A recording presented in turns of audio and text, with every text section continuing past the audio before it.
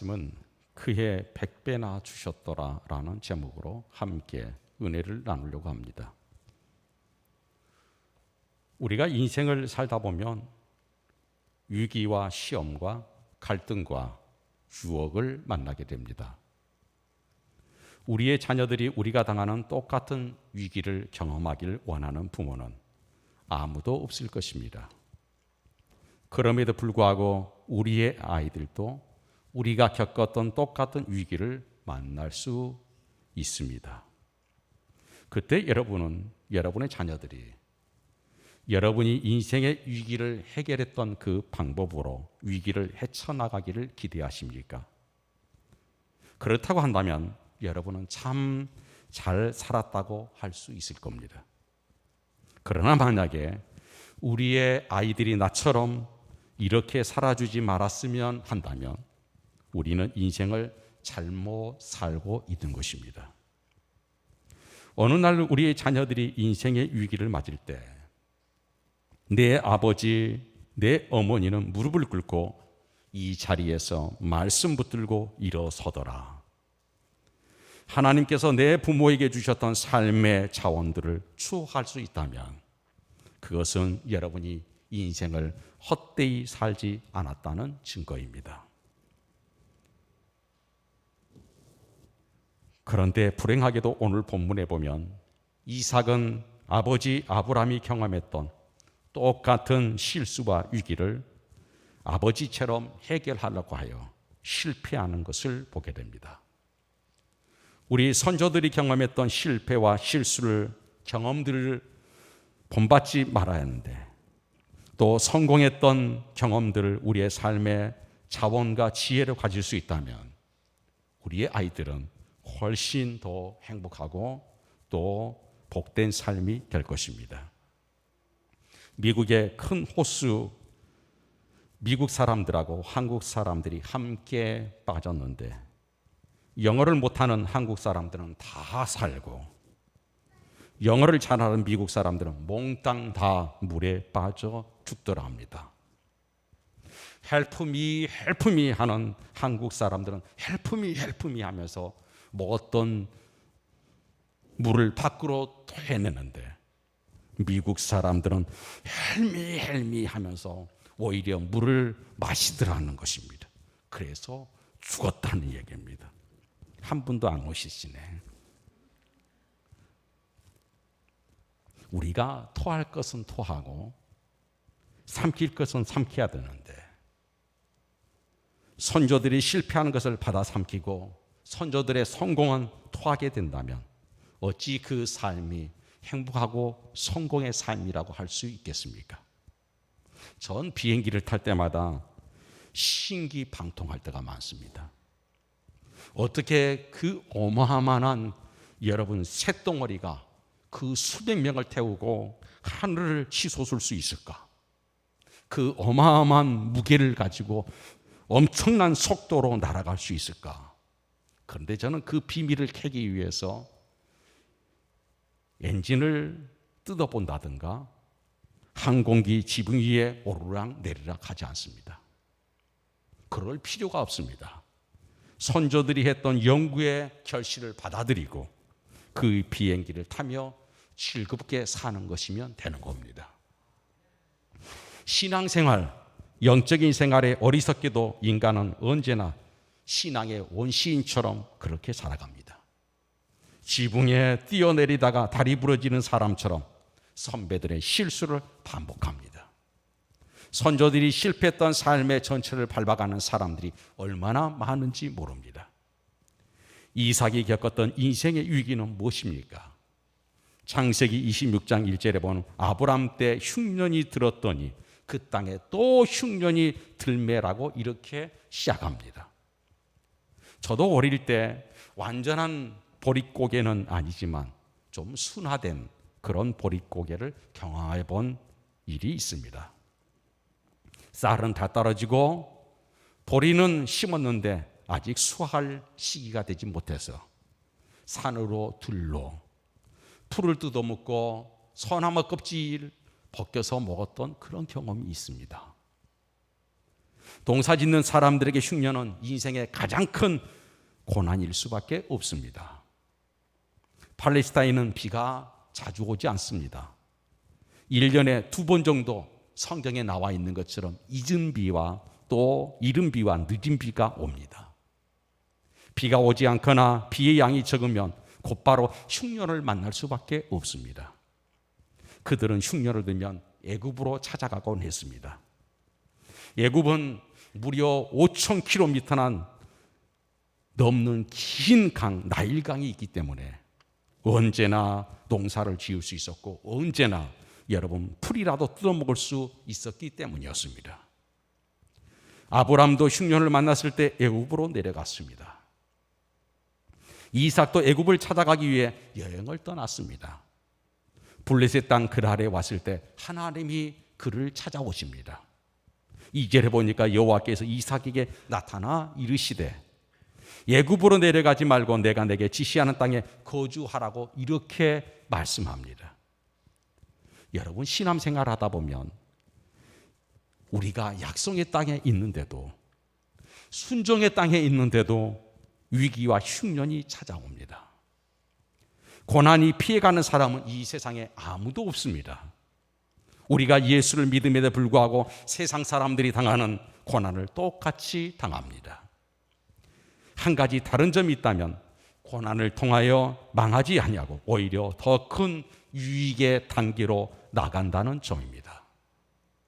고난을 믿음으로 잘 극복하며 살아간다는 점이 다른 점입니다.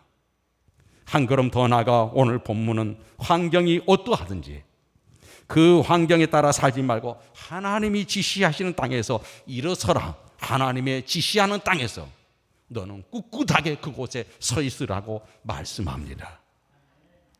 말씀 붙들고 무릎 꿇고 기도하고 믿음으로 부둥켜 잡고 승리하며 버티라고 이렇게 말씀합니다.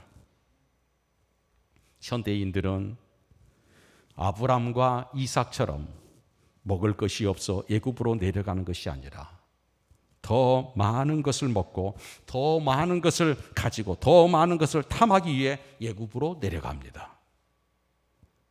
말씀의 땅 가나안 땅에 살고 있느냐 아니면 그 안에 발을 붙인 채 한 발은 신앙 위에 다른 한 발은 세상에 들여놓고 서 있는가, 아예 애굽으로 내려가서 살고 있지 않는가 하는 것을 오늘 본문은 우리에게 묻습니다.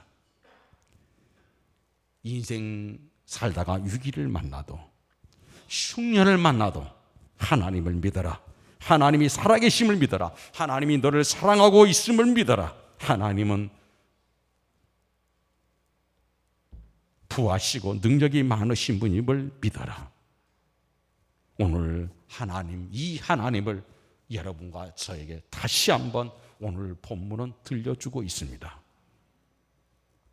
현대인들은 애굽으로 내려가면서 핑계를 댑니다. 저도 여러분 개척한 지 이제 25년. 그래서 간혹 그런 얘기를 듣습니다. 하나님, 저 혼자 잘 먹고 잘 사려고 내려가는 게 아닙니다. 제가 돈을 벌어서 하나님 앞에 헌금도 많이 하고 제가 교회를 든든하게 세울 것입니다. 조금만 목사님 눈 감아주시면 안 되겠습니까? 돈 벌면 그냥 살지 않을 것입니다. 감사도 많이 할 것이고 멋진 선교도 할 것입니다. 그러니 한번 눈을 감아주십시오.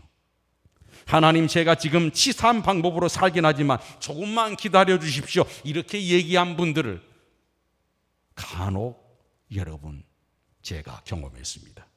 그러나 오늘 하나님께서는 이 땅에 거류하라 3절에 이 하나님의 말씀에 하나님의 기도의 땅에 너는 거류하라고 이렇게 하나님은 강조합니다. 그리하면 내게 복을 주리라 3절로 4절에 하나님이 약속이 있습니다. 4가지의 축복입니다. 첫째는 내가 너와 함께 있겠다. 내가 너와 함께 있겠다. 두 번째는 내가 이 모든 땅을 너와 내 자손에게 주겠다. 세 번째는 내 자손을 하늘의 별과 같이 번성하게 하겠다. 그리고 네 번째는 자손으로 말미암아 천하 만민이 복을 받으리라.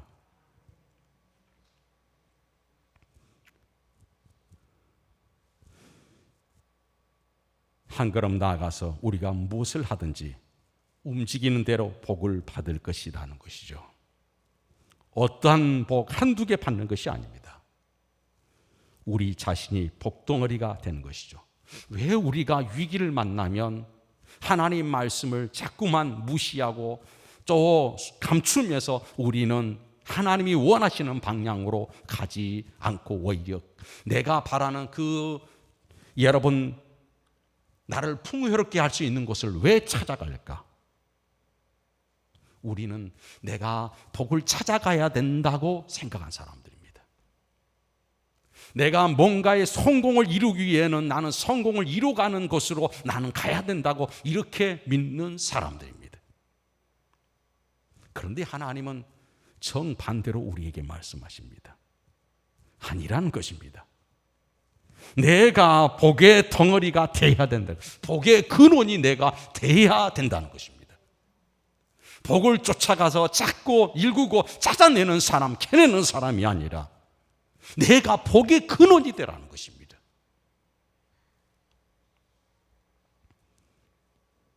여러분, 하나님께서 복을 주실 때 언제나 여호와 하나님이 아무개와 함께 하셨더라.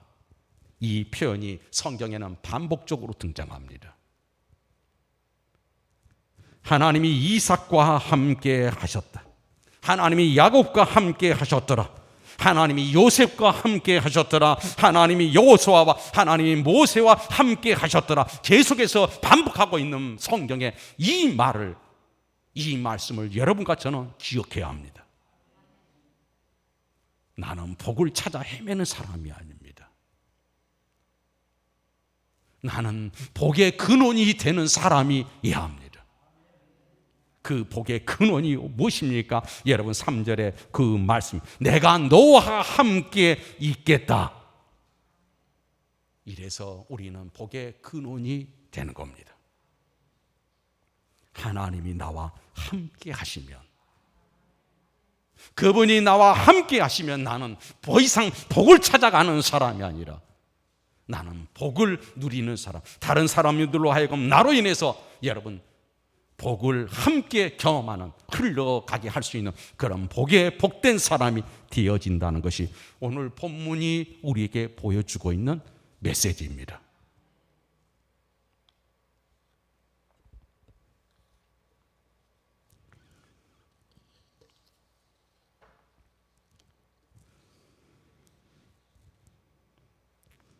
여러분, 저는 오늘 이 시간에 여러분에 대해서 저주와 갈등이 끝나기를 축복합니다. 원망과 실패가 여러분 때에서 사라질 수 있기를 바랍니다. 가난과 질병과 방황이 여러분 때에서 끝장나기를 바랍니다. 축복의 가문들이 일어나기를 축복합니다. 그래서 먼 훗날 우리의 자녀들이 인생을 돌아보면서 내가 이렇게 복을 받고 살아가는 것은 내 아버지가 축복의 씨앗을 뿌렸기 때문이다. 내 어머니가 기도의 무릎 때문에 내가 오늘 이 복을 누리고 사노라고 이렇게 해고할 수 있는 여러분의 자녀들이 되기를 바랍니다. 어머니가 아버지가 하나님과 함께하는 교회에 충성했기 때문에 내가 이 복을 누리고 사는구나. 여러분을 추억하며 여러분의 신앙의 길을 다시 복귀해 볼 수 있는 그런 아름다운 믿음의 가정들로 여러분의 가정이 세워지기를 축복합니다. 6절 이삭이 그랄에 거주하였더니 이삭이 배가 고파서 애굽으로 내려가다가 하나님께서로 애굽으로 내려가지 말고 하셔서 애굽으로 내려가지 않았습니다. 내가 내게 지시한 땅에 거주하라 그런다고 가나안 땅으로 돌아가지도 않았습니다. 옹고주춤하고 그 아래 머물러 있었습니다. 기근이 있는 땅으로 돌아갈 용기도 없었던 것입니다. 불완전한 순종이었습니다. 예수 믿고 인생을 신앙생활하면서 믿는 건지 안 믿는 건지 분간하기 어려운, 하나님 품에 살아서 품에 안겨서 사는 건지 성경 말씀대로 살아가는 건지 교회 중심에 뿌리를 받고 사는 건지 분간하기 어려운 그 회색지대, 그것이 바로 그랄입니다. 회색지대에서는 역사가 나타나지 않습니다. 회색지대는 기적도 일어나지 않습니다. 하나님과 깊은 만남이 일어나지 않습니다. 회색지대 그랄 땅에는 언제나 유혹과 시험이 있을 뿐입니다. 여러분, 우리가 예수를 믿고 하나님을 모르는 사람과 더불어 이 세상에 산다는 것이 얼마나 어려운 일인지 하나님이 아신다면 하나님께서 우리 백성들에게 사업도 좀 빵빵하게 밀어주시고 성공을 주시면 좋을 텐데, 왜 하나님은 세상 사람들이 당하는 흉년과 실패 다 겪게 하시는 건지 우리는 이해하지 못할 때가 있습니다. 그리고도 하나님은 계속해서 우리에게 요구합니다. 너는 세상 사람들처럼 살아서는 안 된다. 이 말씀을 들을 때 우리는 어쩌면 야속하기 짝이 없다는 생각을 할 때도 있습니다. 아브라함, 이삭이 이방인들과 살면서 겪었던 어려움이 바로 이것입니다. 이방인들이 하나님을 인정하지 않는다는 점입니다. 믿지 않는 가족, 친지, 친구들과 더불어 살아가는 것이 얼마나 힘든 일인지 모릅니다. 그들은 하나님을 인정하지 않습니다. 우리가 드리는 예배의 소중함을 알지 못합니다. 그러다 보니까 동창회, 가족 모임, 결혼식 전부 다 주일날 합니다. 이렇게 중요한 집안 행사가 있는데 한 번쯤 예배에 빠지면 안 되겠느냐? 만약에 예배에 빠질 수 없다고 하면 너는 광신도다, 너는 외골수의 신앙이다, 이렇게 우리를 취급해버립니다. 매일 드리는 예배인데 딱 한 번만 빠져도 되지 않겠느냐? 이렇게 얘기를 합니다.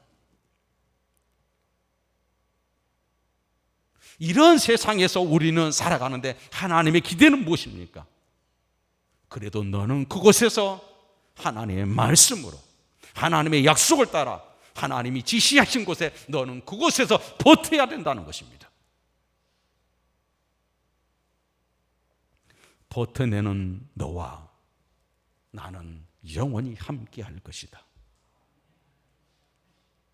너는 축복을 따라가는 이 세상 사람들 쫓아가는 그런 존재가 아니라 내가 서 있는 그곳이 복된 곳이 되어질 것이다.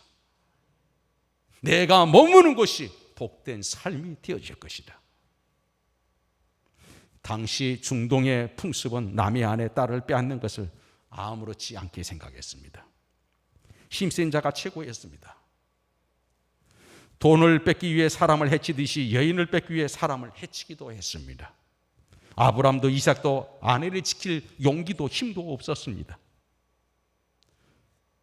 이때 오늘 본문 우리에게 요구합니다. 그런 세상 한복판에 하나님을 인정하지 않는 너와 다른 가치관을 가지고 살아가는 사람들과 더불어 살면서 내가 하나님을 그래도 믿을 수 있느냐? 그래도 너는 하나님을 의지하고 살아갈 수 있겠느냐? 세상 한복판에서, 사업터에서, 직장에서, 마을에서도 하나님이 여전히 살아계신 온 세상의 주님을 내가 믿느냐?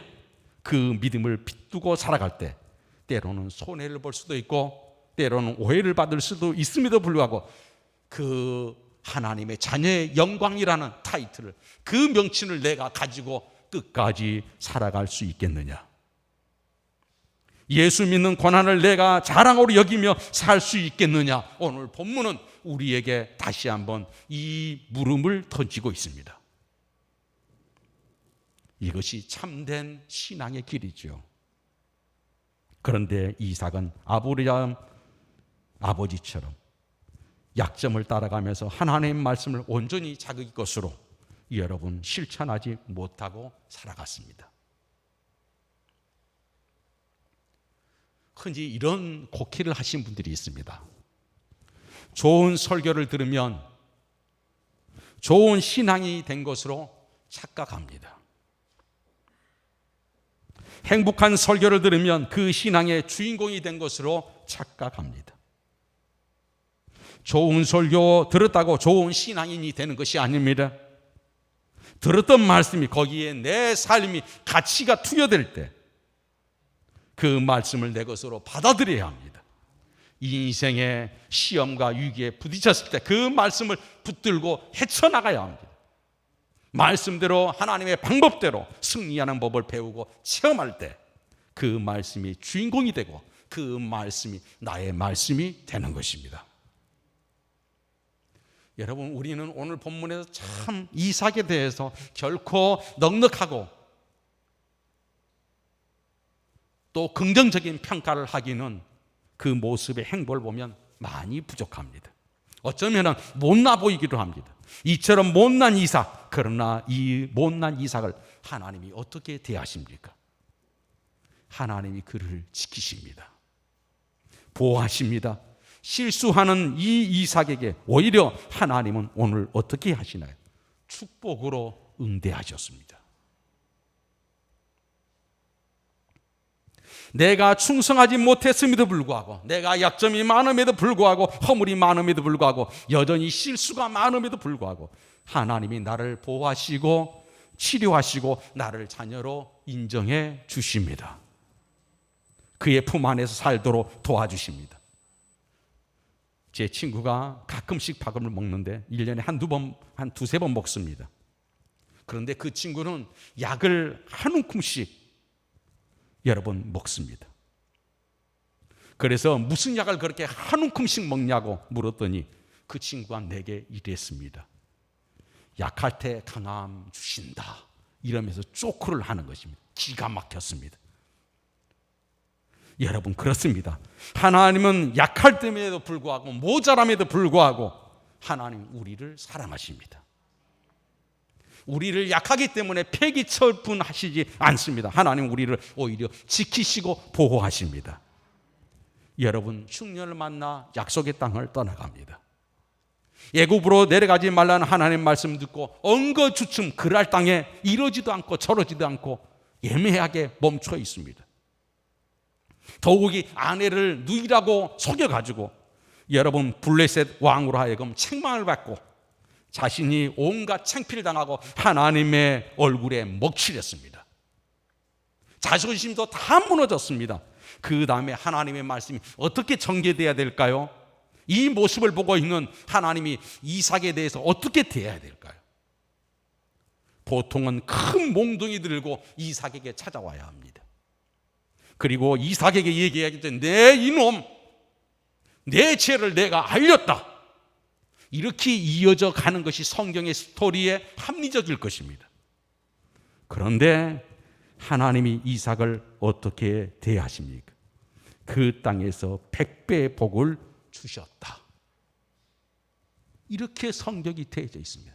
그 땅에서 100배 축복을 주셨다. 이삭에게 100배의 복을 주셨다. 그의 실수하고 실패했던 그의 하나님이 이렇게 복을 주셨다는 것입니다. 하나님의 이름을 걸고 사업하던 김아무개 집사님이 있었습니다. 그분은 늘 사업을 할 때 여호와 이레, 에베네셀, 임마누엘 이런 이름으로 사업을 하는 집사님입니다. 그런데 사업에 부도가 났습니다. 주의를 지킬 수 없는 도시로 가서 주의를 지킬 수도 없는 사업을 해야겠습니다. 그래서 책망을 합니다. 그러면 안 된다. 그래도 집사님인데 주의를 지켜야지. 하나님 앞에 예배 드리며 사업을 하셔야지 되지. 어찌 그렇게 하시나. 그래서 겨우 예배 드릴 만큼 겨우 예배 드리는 가정 예배 드리면서 사업을 시작했습니다. 그의 하나님께서 100배의 복을 주셨습니다. 하루아침에 거부가 되었습니다. 공장이 몇 개 늘어납니다. 종업원들이 수없이 많아졌습니다. 본문 12절과 13절의 내용입니다. 이삭이 그 땅에서 농사에 그의 100배 얻었고 여호와께서 복을 주심으로 창대하고 왕성해 마침내 거부가 되어 양과 소가 여러분 넘쳐났습니다. 여러분, 우리는 알아야 합니다. 성공한 것이 여러분이 똑똑해서 된 것은 아닙니다. 세상 사람들한테 칭찬을 들어가며 살아가는 것이 여러분이 지혜가 있어서만은 아닙니다. 하나님의 은혜인 줄 알아야 합니다. 내가 실수했음에도 불구하고 못남에도 불구하고 하나님이 나를 사랑해 주신 겁니다. 내가 말씀에 100% 순종하지 못하고 글 아래에 살아서 신앙인도 아니고 세상 사람도 아닌 그 애매한 위치에 있는데도 불구하고 내 길을 하나님이 100배로 축복하신 것은 하나님의 온전한 사랑이요 은혜입니다. 여러분에게 여호와께서 복을 주셔서 농사를 지으면 100배나 수확이 있기를 바랍니다. 여러분의 기업에 100배의 복이 넘치기를 바랍니다. 우리의 약점과 허물과 실수가 많음에도 불구하고 한 해 동안 여러분의 믿음이 100배나 선장하기를 축복합니다. 오늘 본문 12절로 13절의 가장 중요한 단어는 마침내라는 단어입니다. 허물과 약점에도 불구하고 하나님이 복을 주시고 또 복을 주셨더니 마침내, 그런 얘기죠. 고난이 찾아오고 위기가 찾아옵니다. 인생의 질곡을 당하고 태산줄령을 넘습니다. 많은 위기와 고난과 시험을 다 극복하고 난 다음에 마침내라는 뜻인 것입니다. 여러분, 운동 경기에서 중간 결산을 하지 말라는 얘기가 있답니다. 시합이 끝나봐야 안다는 겁니다. 신앙생활 하다가 중간 결산을 하지 말라는 의미입니다. 인생이 끝나봐야 한다는 것입니다. 지금 인생에 큰 위기에 부딪힌 분이 계십니까? 인생의 막다른 골목에 갈 길이 보이지 않는 분이 계십니까? 누구에게도 의논할 수 없는 갈등과 고민을 여러분 안고 계신 분이 계십니까? 지금 절망하기에는, 지금 인생을 포기하기에는 너무 이릅니다. 인생은 끝나봐야 아는 겁니다. 당신이 말씀 위에 서고 하나님을 보고 꿋꿋하게 믿음 위에 뿌리를 들인다면 당신은 복의 근원으로 바뀔 것입니다. 그리고 끝내 승리하게 될 것이고 마침내 일어서게 되고 향기로운 성숙한 사람이 되어질 줄 믿습니다. 모든 것이 순탄스러운 삶을 누린 분이 있습니까?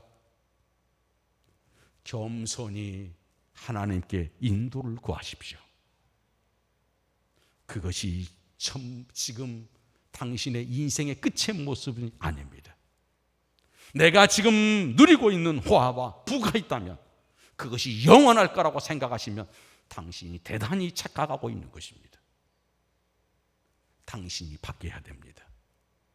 복의 근원으로, 복된 사람으로 바뀌어져야 합니다. 이삭은 마침내 큰 부자가 되었습니다.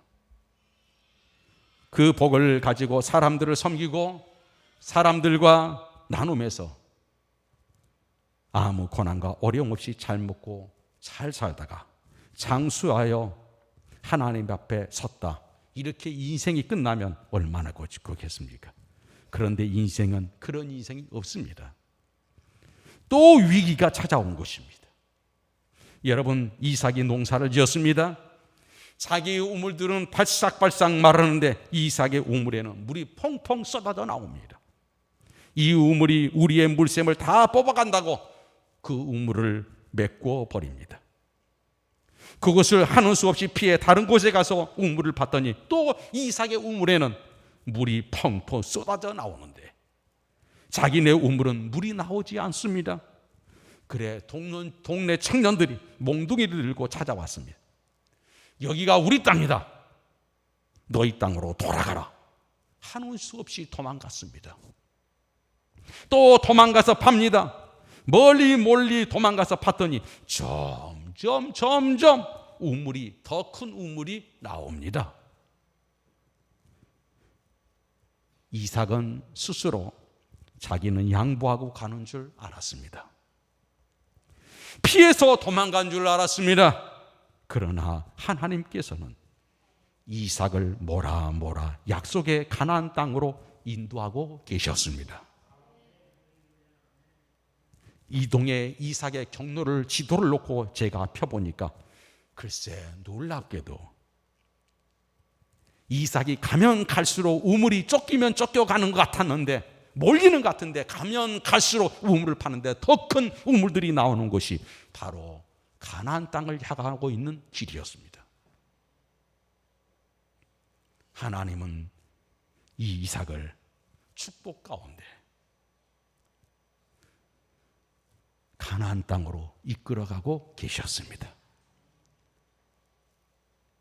자신이 힘이 없어서, 자신이 모자라서, 능력이 없어서, 망해서 가는 것 같았는데 알고 보니 하나님이 그를 하나님이 목적하신 곳으로 이끌어 가시더라는 겁니다. 그렇습니다.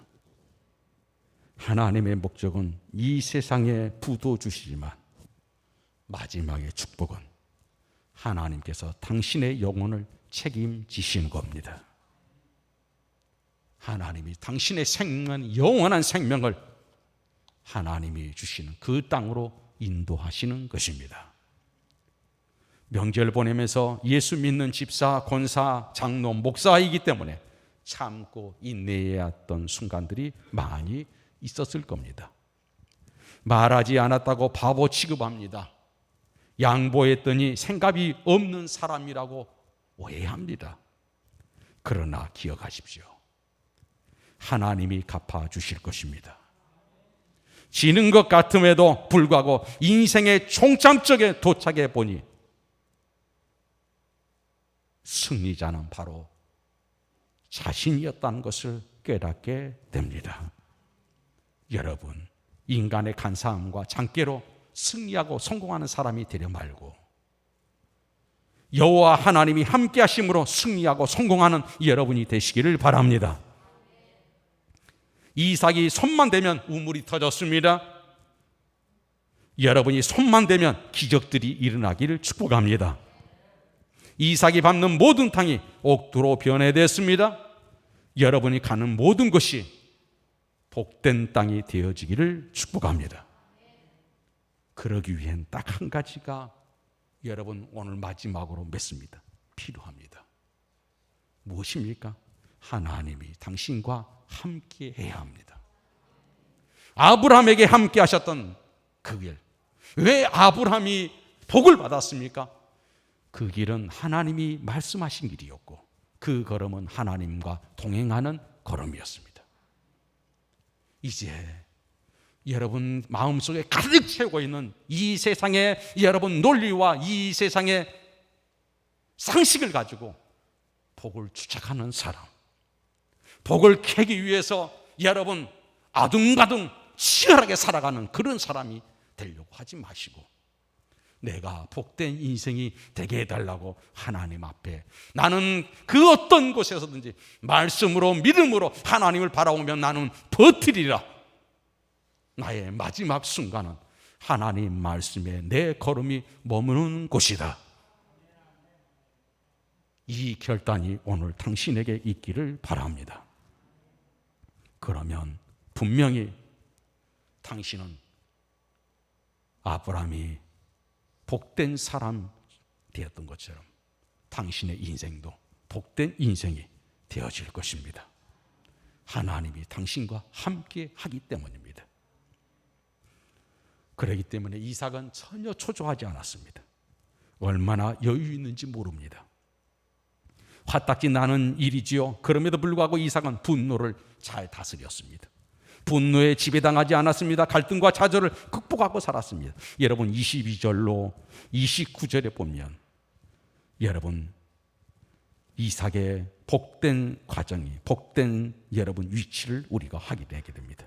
아비멜렉이 그 친구 아우삭과 군대 장관 비둘과 더불어 그 아래서부터 이삭에게 온지라.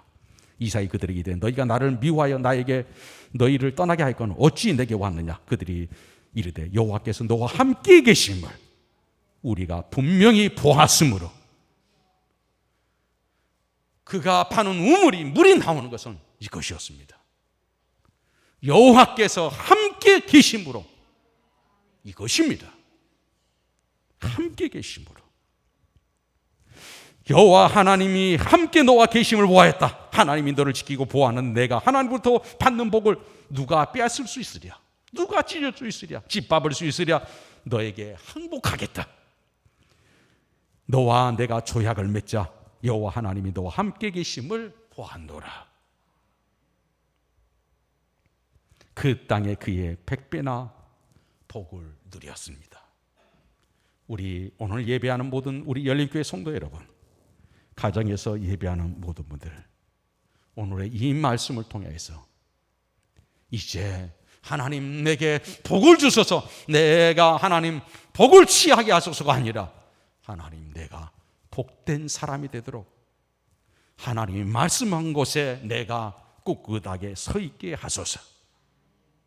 나와 함께하여 주소서. 이 결단과 이 믿음의 여러분 소망이 오늘 여러분의 심령을 채우고도 넘침이 있기를 축복합니다. 기도하겠습니다. 하나님 아버지 감사합니다. 주여 우리를 불쌍히 계시고 긍휼히 여기셔서 하나님 아브람처럼 이삭처럼 복된 사람이 되게 하여 주시옵소서. 예수님의 이름으로 간절히 기도 올려나이다. 아멘. 우리 모두